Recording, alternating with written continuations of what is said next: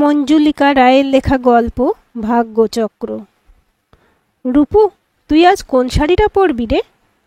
Parrot green কাঞ্জিভরমটা পরি দি ভাই। না না প্লিজ, ওই শাড়িটা আর পরিস না। আমার গত বছরের বিবাহবার্ষিকীতে তো তুই ওটা পরেছিলি। আমার শ্বশুরবাড়ির লোকজনও আজ আসবে, তারা একই শাড়ি দেখে কি বলবে? তুই বরং আমার এই বেনারসিটা আজ পরিস, এটা কেউ দেখেনি এখনো। দিদির কথায় রূপসা ভিতরে ভিতরে ম্রিয়মাণ হয়ে যায়। আজ তাদের ছোট ভাই সৈকতের বৌভাত, বড় আনন্দের দিন। তাদের 3 বোনের জন্মের অনেক পরে ছোটন মানে সৈকত জন্মায়। রূপসার মা যৌবনে অসাধারণ সুন্দরী ছিলেন, এখন খুব মোটা হয়ে গেল আগের সৌন্দর্য একেবারে নষ্ট হয়নি। তার 4 সন্তানই মায়ের মুখশ্রী পেয়েছে, তবে সব ছেলে মেয়েদের মধ্যে রূপসাই সবচেয়ে সুন্দর। কিন্তু ভালো করে লক্ষ্য করলে বোঝা যায় ওর বাঁ পাটি ডান পায়ের চেয়ে সামান্য ছোট, তাই হাঁটার সময় একটু টেনে টেনে হাঁটে। রূপু ছোটনের বাবা মিস্টার সমীর চৌধুরী প্রথম 2 মেয়ের বিয়ে খুব তাড়াতাড়ি যথেষ্ট ধুমধাম করে দিয়েছিলেন। বড় মেয়ের বিয়ে প্রতিষ্ঠিত স্বর্ণ ব্যবসায়ী পরিবারে, আর মেজ মেয়ের শ্বশুরবাড়ির আবার hotel, travel agency, event management অনেক কিছু আছে। 2 মেয়ের বিয়ে তাড়াতাড়ি দিলেও রূপুর বেলা সমীর চৌধুরী খানিকটা সময় নিয়েছিলেন। ছোট মেয়ের সাথে তার চিরকালই দূরের সম্পর্ক। এই মেয়েটা তার 3 নম্বর পরাজয়। মানুষ 1 বার 2 বার হার মানতে পারে, কিন্তু 3 বার মেনে নেওয়া যায় না, তাই 3 নম্বর মেয়েকে তিনি আপন করেননি কখনো। রূপসা ছোট থেকেই একটু অন্তর্মুখী, চুপচাপ স্বভাবের। আবদার আহ্লাদ নেই, দুষ্টুমি নেই, কান্নাকাটিও করতো না কখনো। আবার পড়াশোনায় বেশ ভালো ছিল। ও যখন বিএ 3rd ইয়ারে তখন একটা ঘটনা ঘটেছিল। সমীর চৌধুরী একজন বড় মাপের গভর্নমেন্ট কন্ট্রাক্টর। সঠিক এবং বেঠিক পথে তার রোজগার অনেক। তার বানানো একটা সরকারি বাড়ি তৈরি হবার সাথে সাথে ভেঙে যায়। সিকিউরিটি গার্ডদের একজন তাতে আবার মারাও যায়। ব্যাপারটা নিয়ে অনেক দূর জলঘোলা হতে পারত, কিন্তু যিনি ব্যাপারটাই তদন্ত করছিলেন তিনি ছিলেন সাধন দত্তের ভাইরা ভাই। সাধন দত্ত ব্যবসায়ী মানুষ, তাই ওনার সাথে সমীর চৌধুরীর আগে থেকেই আলাপ ছিল। সাধন দত্তর কলকাতার উপকণ্ঠে বিশাল চামড়ার কারখানা রয়েছে। অত্যন্ত ধনী ব্যক্তি। সাধন দত্তের একমাত্র ছেলে হীরক দত্ত আবার বিশ্ব বকাটে। কলেজের গণ্ডি পার হয়নি, তার ছিল রূপসার উপর নজর। বাবাকে দিয়ে একবার দরবার করিয়েছিল, কিন্তু সমীর চৌধুরী তাদের হাঁকিয়ে দিয়েছিলেন। সুযোগ বুঝে বাপ বেটা আবার সক্রিয় হয়ে উঠল। নিশ্চিত জেল এড়াতে সমীরবাবু মেনে নিলেন। রূপসা হয়তো মানত না, কিন্তু মায়ের চোখের জল আর ছোট ভাইয়ের অনিশ্চিত ভবিষ্যৎ ভাবনা তাকে রাজি করিয়ে দিয়েছিল। কৃতজ্ঞ সমীরবাবু তখন ভেবেছিলেন জামাইকে নিজের ব্যবসার পার্টনার করে কড়া শাসনে রাখবেন। বিয়ের পরে অবশ্য পারিবারিক ব্যবসায় শুধুমাত্র পুত্র সন্তানেরই অধিকার ভেবে চুপ হয়ে যান। বিয়ের কিছুদিন পরেই রূপু শ্বশুরমশাই সাধন দত্ত মারা যান। কাপ্তান ছেলের হাতে পড়ে ব্যবসার শুধু গণেশই উল্টালো না, পুরো কারখানাকে মর্টগেজ দিয়ে হীরক জলের মতো টাকা উড়াতে লাগলো। সেই সময় রূপুর মেয়ে টুপু সদ্য জন্মেছে। পরিবারের হাল ফেরাতে রূপু সদ্যজাত মেয়েকে শাশুড়ির হাতে দিয়ে নিজেই কোমর কষল। অসম্ভব পরিশ্রম করে তলানিতে থাকা ব্যবসাকে আবার টেনে তুলছে রূপু। হীরক আরও নিচে নেমেছে। খাওয়া ও ঘুমোনো ছাড়া বাড়িতে সে থাকেই না। মাঝে মধ্যে চাপ দিয়ে রূপসার কাছ থেকে টাকা নেয়, না দিলে গায়ে হাত পর্যন্ত ওঠায়। রূপুর মা মাঝে মধ্যে ছোট মেয়ের মন্দ ভাগ্যের জন্য চোখের জল ফেলেন। তখন সমীর চৌধুরী ভাবেন ব্যবসাটা দাঁড় করানোর জন্য তিনি রূপুকে কিছু মূলধন দেবেন, কিন্তু না দাবি করলে মা পর্যন্ত শিশু সন্তানকে দুধ দেন না। তেমনি সমীর চৌধুরীর ইচ্ছাও কার্যকর হয় না রূপুর নিষ্পৃহতায়। রূপু সকালবেলায় স্কুটি নিয়ে বেরিয়ে যায়। সারাটা দিন ওয়ার্কশপে গরম, ধুলো আর দুর্গন্ধের মধ্যে বসে থাকে। রূপুর পরিশ্রমের ফলে ডুবতে থাকা কোম্পানিটা কোনো রকমে একটু একটু করে মাথা তুলছে, কিন্তু আমদানি যা হয় তার সিংহভাগই কারখানার মর্টগেজ আর বাজারের দেনা সুদ্ধেই চলে যায়। নিজের আর শাশুড়ির সব গয়না বেচে দিয়েছে রূপু, কিন্তু সেই টাকা পর্যাপ্ত নয়। রূপু মনে ভাবে যদি খানিকটা মূলধন পাওয়া যেত তবে সে এই ডুবতে থাকা কোম্পানিটাকে প্রফিট মেকিং বানিয়ে ফেলতে পারত, কিন্তু কোনো অবস্থাতেই সে তার বাবার কাছে হাত পাততে পারবে না।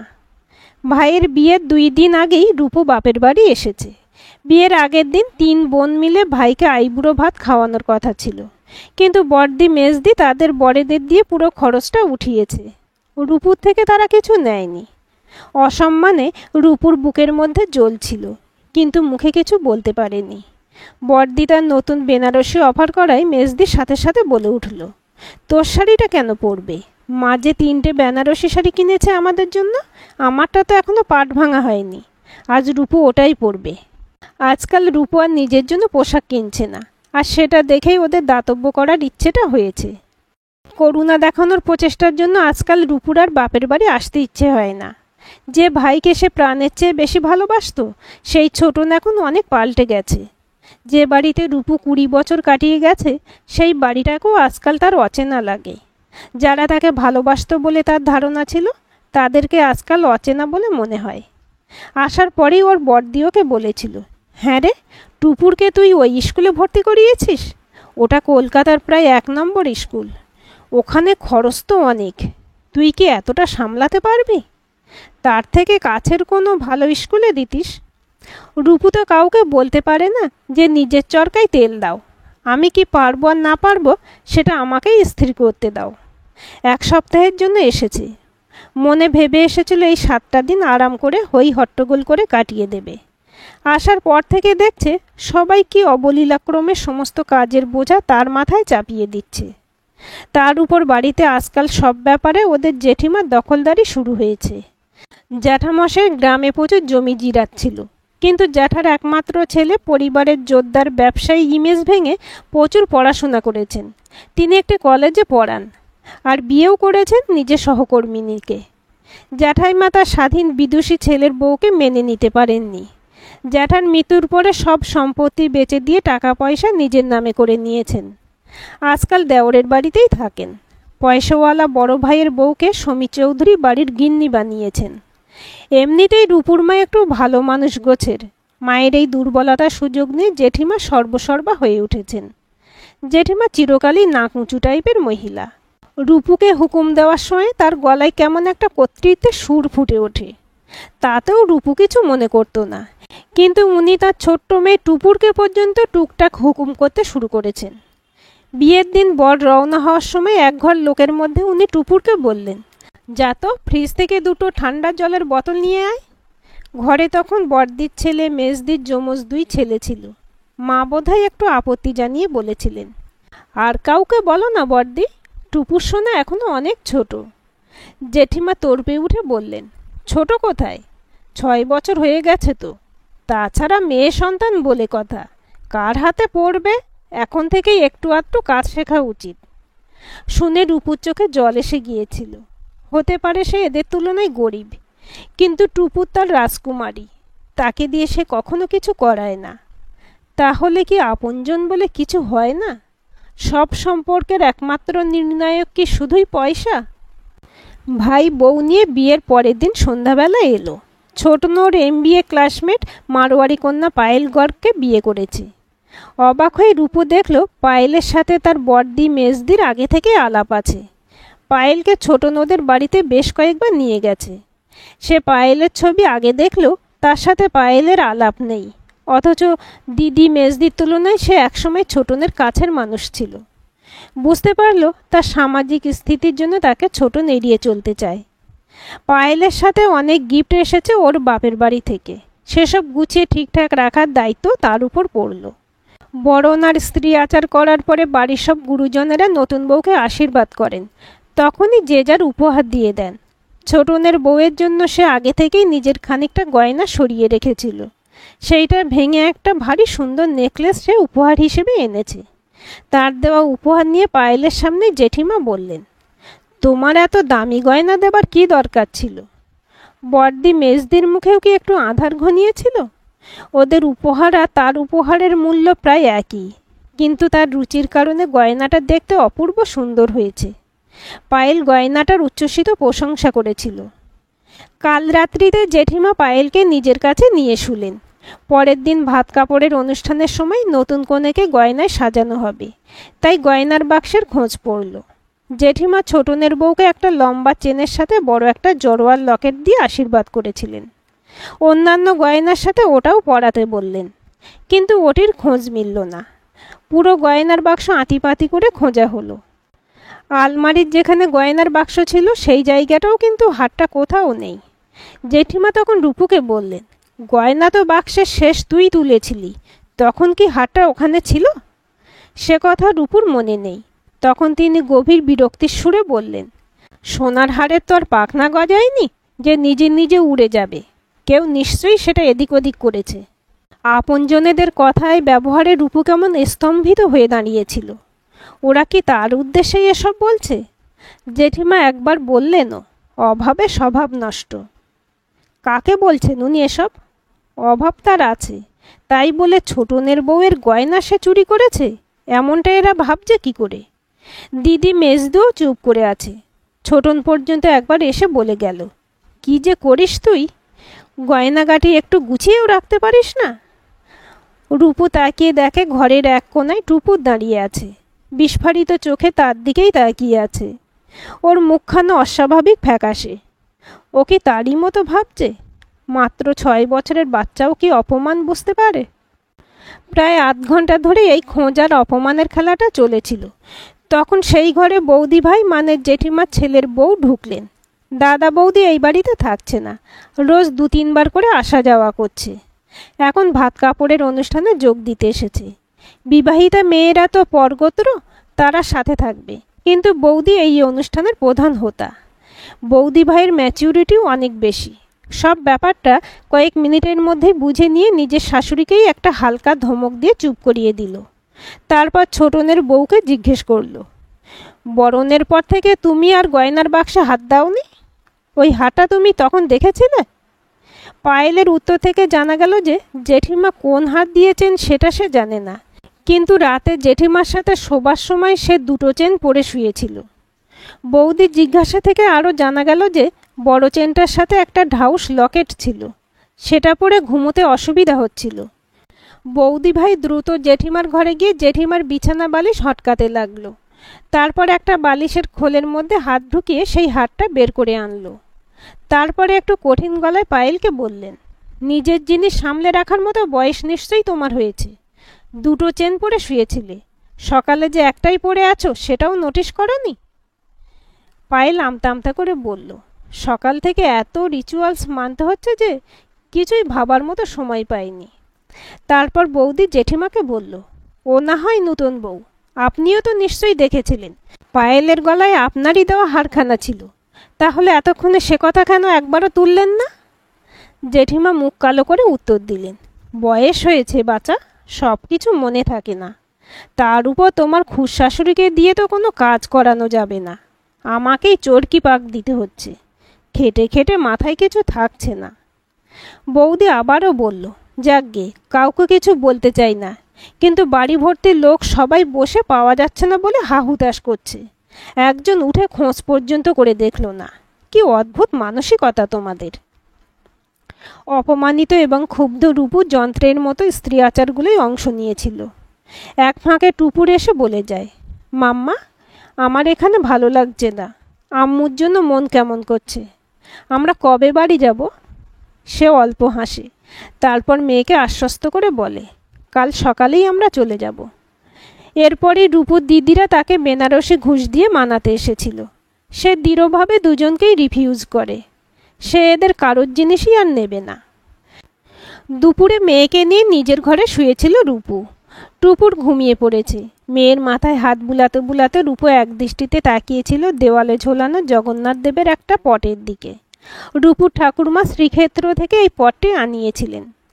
একা একা বড় হবার সময় এই পটটি ছিল রূপুর আপনজন। মনের যত ভার সে এই পটের কাছেই উজাড় করে দিত। আজ তাকিয়ে থাকতে থাকতে ওর চোখ ভিজে এলো। মনে মনে বলল, এমনটা কেন হয়? চেনা মুখ কি করে অচেনা হয়ে যায়? যাদের আপন ভেবে বাঁচানোর জন্য আগুনে ঝাঁপ দিলাম, তারাই কিভাবে আমার এতটা খারাপ ভাবলো। আমি রোজ রোজ মরছি, আর যাদের বাঁচাতে গিয়ে এই জীবন বেছে নিলাম, তাদের জীবনে তো বিন্দুমাত্র আঁচও পড়ল না। বোধহয় আপন বলে কেউ হয় না, সব সম্পর্কই বুঝি স্বার্থের উপর দাঁড়িয়ে আছে। তুমিও আমার কখনো আপন ছিলে না ঠাকুর। জন্মস্তক খোঁড়া করে পাঠিয়ে মজা দেখেছ। এমন সময় দরজায় খুটখুট আওয়াজ হলো। দরজা খুলে দেখে ওর মা দাঁড়িয়ে আছেন। মা চিরকালই সিধে সাদা ধরনের, কারোর সাথে জোর গলায় কথা বলতে পারেন না। আজ মেয়ের ঘরে এসে মেয়ের হাত ধরে কেঁদে ফেললেন। লোকে বলে সৎ মা, আমি তো তোর সৎ মায়ের চেয়েও খারাপ। তুই আমাদের বাঁচাতে নিজে মরছিস, আর আজ আমরা তোকে চোর বানিয়ে দিলাম। মা, তুমি তো কিছু বলনি, তাহলে অন্যের কৃতকর্মের দায় কেন তুমি নিজের ঘাড়ে নিচ্ছ? তাছাড়া হারটা তো পাওয়া গেছে। সেটা পাওয়া গেল বলেই সব কিছু শেষ হয়ে যায় না। আমার বাড়িতেই বসে আমার মেয়ের সাথে অন্য লোক কি করে খারাপ ব্যবহার করার সাহস পায়। ওরা জানে আমি কাউকে কিছু বলতে পারি না, তাই এই কাজ করার সাহস পেল। তুমি এত কষ্ট পেয়ে না মা। আমার আজকাল কোনো কিছুতেই কিছু আসে যায় না, কিন্তু আমার যে এসে যায় রূপু। এই 8-10 বছর ধরে জ্বলে পুড়ে মরছি। আমার এক সন্তান কষ্টে আছে, আর মা হয়ে আমি কিছুই করতে পারছি না। এটা আমাকে শেষ করে দিচ্ছে। আমার তো কিছুই নেই, আমি জানি। তুই তোর বাবার থেকে কিছু নিবি না। বছরখানেক আগে আমার বাপের বাড়ির সম্পত্তি ভাগাভাগি হলো। মেয়ে বলে আমি স্থাবর সম্পত্তি ভাগ পাইনি, কিন্তু অলংকার পেয়েছি প্রচুর। কাউকে বলিনি, লুকিয়ে রেখে দিয়েছিলাম। এগুলো তুই যদি নিস তাহলে আমার আত্মগ্লানি একটু হলেও কমবে। কাউকে কখনো বলিসনি যে এগুলো আমার ছিল, বলবি শাশুড়ির দিকের গয়না। এগুলো বেচে তুই তোর বিজনেসের ক্যাপিটাল বানাস। গয়না নয়, মায়ের এই আদরটাই তার খুব প্রয়োজন ছিল। রূপু ঠিক করেই রেখেছিল যে দিদিদের দেওয়া শাড়ি সে কখনোই পরবে না। ও শাশুড়ি মায়ের একটা বেনারসি আছে, যেটা উনি পারিবারিক সূত্রে পেয়েছেন। ঘিয়ের রঙের উপর লাল চওড়া পাড়। শাড়িটির বিশেষত্ব হলো ঠাসা জরির কাজ, আর জরি তৈরি হয়েছে আসল সোনা দিয়ে। 60-70 বছরের পুরনো শাড়ি, কিন্তু মনে হয় যেন নতুন। জরির কাজে চোখ ঝলসে যায়। সে বা তার শাশুড়ি মা কখনো এই শাড়িটি পরার সাহস করে উঠতে পারেননি, কারণ এর সাথে যেমন গয়নাগাটি হলে মানানসই লাগবে তা তাদের কাছে নেই। সাজটাও খুব হালকা হতে হবে, নইলে এই শাড়িটির শোভা নষ্ট হয়ে যাবে। সে অন্য শাড়ির সাথে এই শাড়িটাও এনেছে, কিন্তু পরবে কি পরবে না সে ব্যাপারে মনস্থির করতে পারেনি। সেদিন বৌভাতের অনুষ্ঠানে সবাই অবাক বিস্ময়ে রূপুকেই দেখছিল। ওই শাড়ি আর গয়নায় তাকে জগদ্ধাত্রী ঠাকুরের মতো দেখতে লাগছিল। বাকি সব মহিলা, এমনকি নতুন বউকেও তার সামনে ম্লান লাগছিল। বাবার ব্যবসায়ী বন্ধুবান্ধব যারা এসেছিলেন তাদের অনেকেই সেও বিজনেস করে শুনে তার সাথে সেধে আলাপ করলো। মুখে মুখে দুটো বড় কাজের অর্ডারও সে পেয়ে গেল। রাতে নিজের ঘরে শুতে যাবার সময় মুখে ক্রিম ঘষতে ঘষতে জগন্নাথ দেবের পটের দিকে তাকিয়ে মুখ টিপে হাসল রূপু। মনে মনে বলল, তোমার মহিমা বোঝা ভার। কি খেল দেখালে তুমি! একেবারে রোলার কোস্টারে চড়িয়ে বিশ্ব দর্শন করিয়ে ছাড়লে। একই দিনে আমি কি না দেখলাম, সম্পর্কের মৃত্যু থেকে আমার জয়যাত্রা পর্যন্ত। আমার সমস্ত সমস্যার সমাধান সবই কয়েক ঘন্টার মধ্যে করে দিলে ঠাকুর। আসলে আদ্যন্ত খারাপ বলে কিছু হয় না। অপমান আর দুঃখের উপর খুশি আর জয়ের প্রলেপ এসে পড়ে ক্ষতচিহ্নকে ঢেকে দেয়। জীবন এই রকমই, চক্রবৎ পরিবর্তন্তে সুখানি চ দুঃখানি চ। রূপুর অনর ভাগ্যচক্রের চাকাটাও নড়তে শুরু করেছে। সামনে সোনালি সুসময় দুহাত বাড়িয়ে তাকে আমন্ত্রণ জানাচ্ছে। আজকের গল্পটি কেমন লাগলো কমেন্ট করে জানাবেন। ভালো লাগলে লাইক, হাইপ, শেয়ার করবেন, আর চ্যানেলটি সাবস্ক্রাইব করে বেল আইকনটি ক্লিক করে রাখতে ভুলবেন না।